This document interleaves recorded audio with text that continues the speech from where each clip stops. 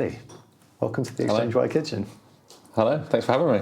I'm delighted to have you. I'm going to first kick us off with the all-important question. What coffee have you chosen for today? I've just gone for the flat white, a bit, basic perhaps, but yeah, I kind of alternate between that and a black Americano. But it's very nice, and I'm very much enjoying your shiny new branded cup. Thank you. Well, thank you for drawing attention to our new branded cups. I'm delighted. It's put a massive smile on my face today. So yeah, we're going up in the world.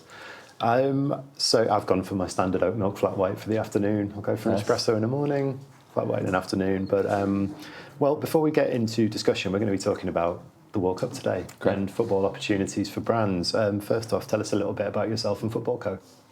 Sure. So yeah, I'm Andy Baker, VP of Strategy at Footballco.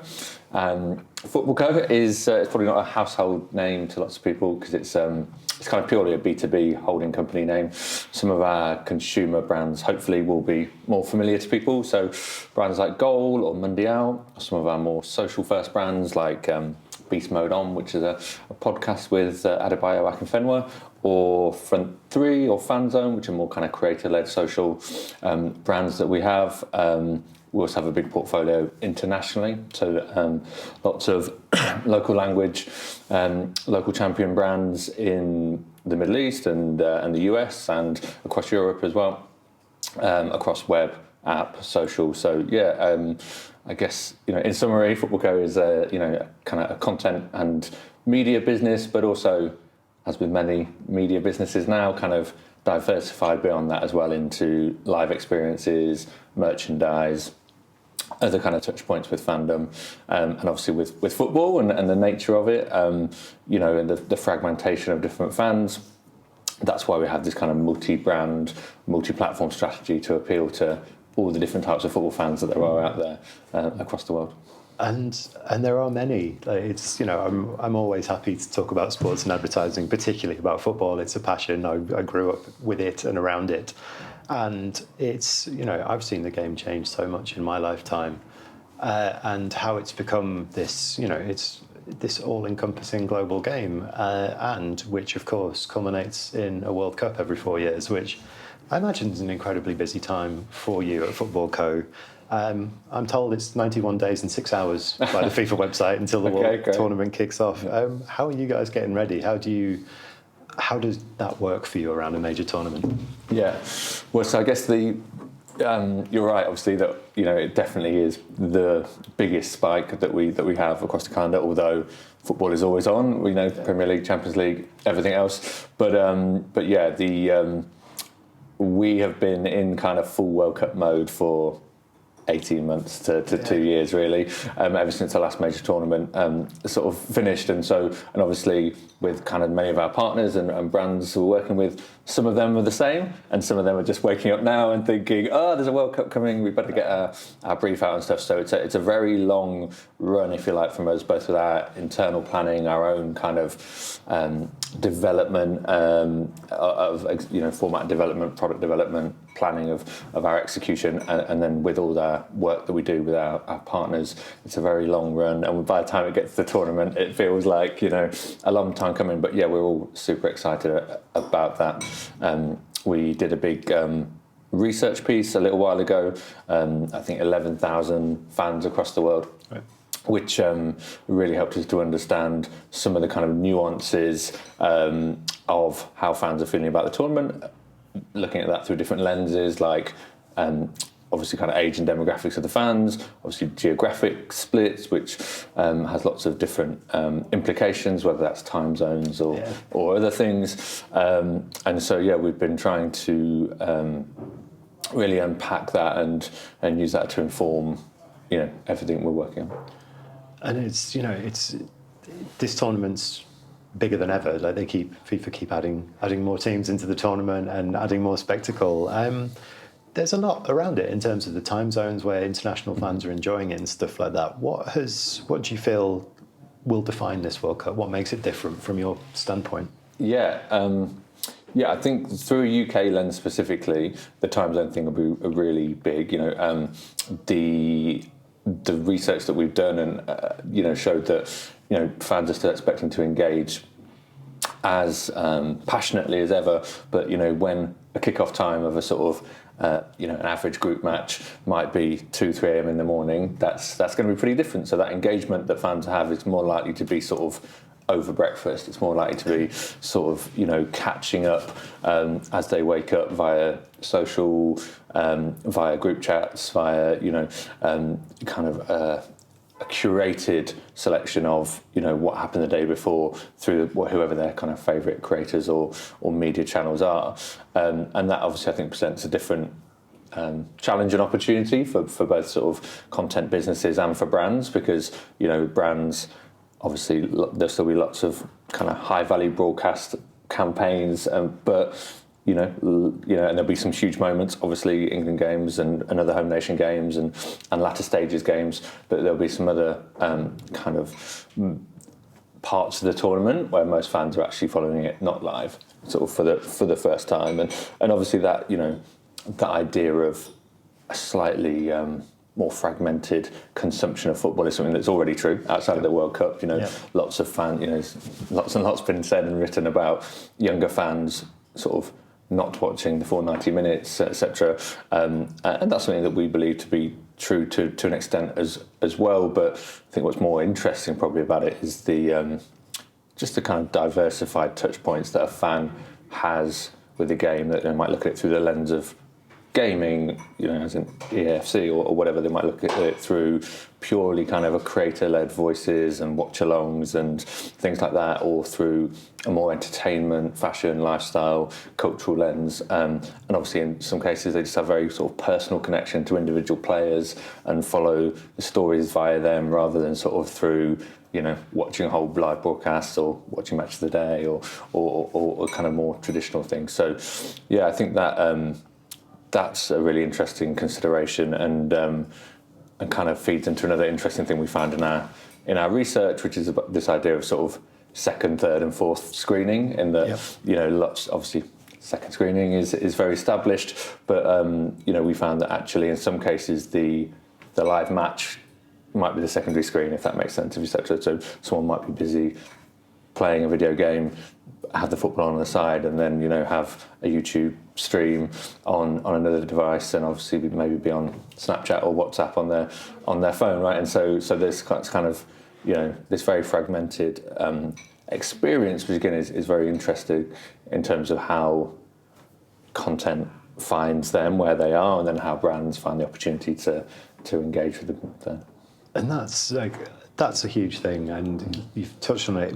I'm giving away my age here completely, but we are a long way away from every kickoff being 3 p.m. Saturday. We are a long way away from coming home to watch Match of the Day, because that was it, and it changed a lot. With the repeats of Match of the Day started. I remember just watching the shift to it becoming more readily available, and now obviously we're in a different world where, like you say, it's the full 90 minutes isn't the game anymore. It's it is broken down into moments, it's experiences, it is across different channels, and that offers a lot more in terms of options for brands to be involved and to tap into this new way of experiencing football.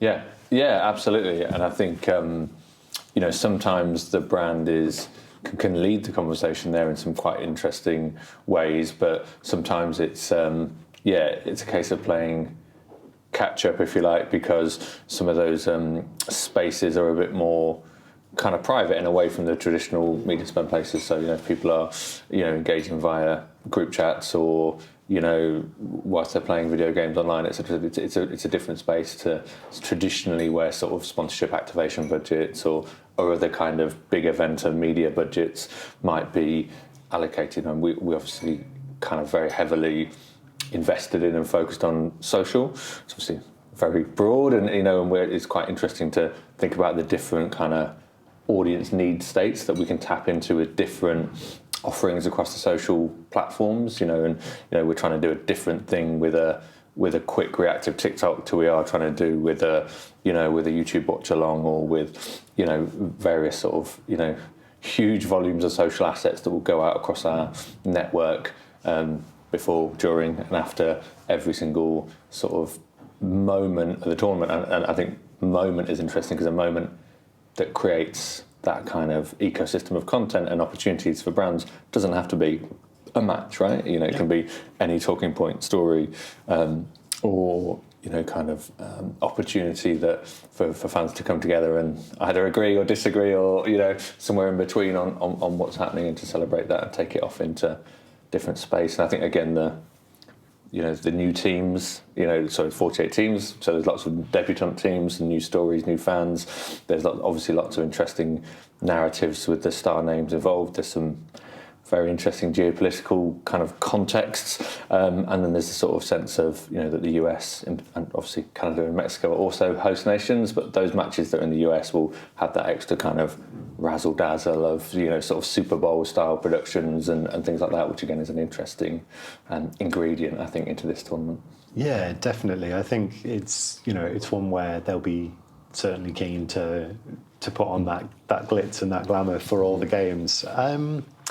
For brands, and we've talked about how it can work for you guys across platforms. You're different, you cater for the older, you cater for football fans who like long form through Mundial, you cater through the social channels. How, and I've always found this really interesting, how brands can retain authenticity in talking to the audience and not piss them off, basically. Be involved, but don't. I think Reddit described it as ruin the vibe. Basically, don't get involved and get your roar in. How do brands do it properly? Yeah, interesting. I think there's obviously sort of no one size fits all sort of thing. But I think one of the things that we found is that it can be done regardless of what type of brand. And people might say, oh, it's easy if you're a sort of endemic football brand, or a brand that's kind of more naturally Gen Z or interesting, etc. But I think it can be done for pretty much any type of brand, and it can be done regardless of whether you're an official sponsor or not. And actually, we had in the research we did, we found an interesting thing about that. There's now kind of a level of parity amongst most audiences, and younger audiences skewed to a certain thing I'm coming on to, but a level of parity between official sponsorships of like rights holders, like if you're an official FIFA partner or maybe an official team partner, and then players as partners or as IP, and then creators. And younger fans obviously are skewed towards putting more value against partnerships with creators, and I mean that in quite a broad sense. If that could be, kind of content creators and media partners, not just YouTubers, if you like.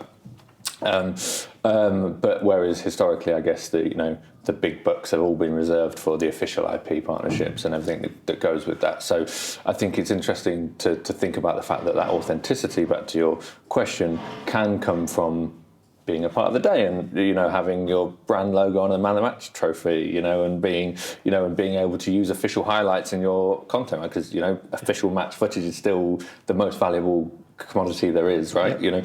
So there's huge value and authenticity that can come from an official partnership, but also if what many younger consumers want to consume isn't necessarily that neatly packaged official or traditional thing, it's something that's more creator-led, for example, then authenticity can come from being just a part of, authentically, in a way that that consumers are used to, being a part of that community, right? And again, that can be a way that authenticity comes, and that you're not,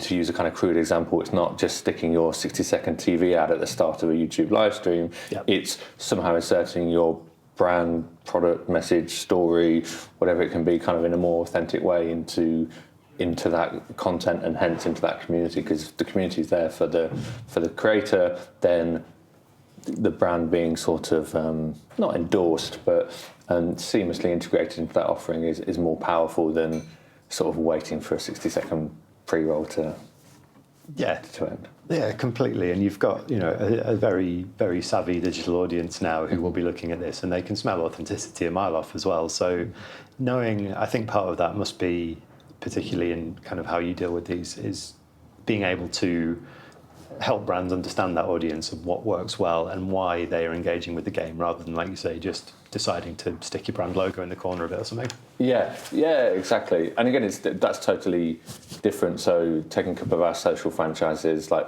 Front 3 is very high energy, gamified, sort of Sidemen-esque, if you like, in terms of the tone of voice and the relationship they have with each other and with their own audience, etc. And what matters there is different to what matters in Beast Mode On podcast we have, which is much more kind of thoughtful and considered, and generally quite a deep emotional conversation with players about the journey they've been on, etc., etc.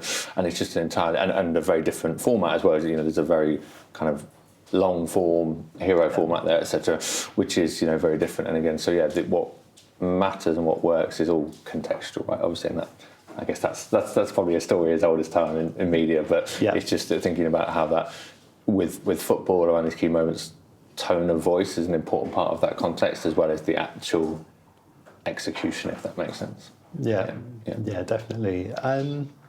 So as we barrel towards the World Cup, as it gets closer, how do you ramp up as you get closer to it? How are you kind of planning for it? And then I'm going to ask you for some predictions before we finish the conversation.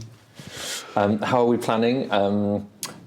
Super busy at the moment with a huge variety of really exciting client conversations and productions for campaigns that we're already kind of in pre-production or production phase for. Planning the logistics of all of our teams from around the world that will be travelling to the host nations to kind of cover the games on the ground. Planning a huge experiential activation in New York for the end of the things, a House of Goal execution in Brooklyn, which is going to be super exciting. Planning potentially some executions in the UK as well, and in the Middle East in terms of on the ground experiential executions. What else? Upscaling the teams, like bringing in extra resource to help support delivery across both editorial and commercial projects. Preparing a lot of content plans and kind of executions for different brands to really again hit those key moments. So for example, Mundial, getting the big World Cup magazine ready for front three. It's about planning the guests that are going to appear in the build up to the tournament, etc. And so just a huge range of things basically, because everything goes in. Same applies for sort of web executions, because our audience spikes enormously, and we're bringing in, I guess, our regular audience, and then kind of whole selection of the more kind of peripheral audiences, big eventers, people that drop in and drop out around major tournaments in the US specifically. Actually, obviously, we have. Sorry, this is turning into a very long answer. But in the US, we've really grown organically and really invested in a number of new YouTube formats and brands. We've got kind of really flourishing audience there, focused on regular season soccer, both locally in the US and around the world.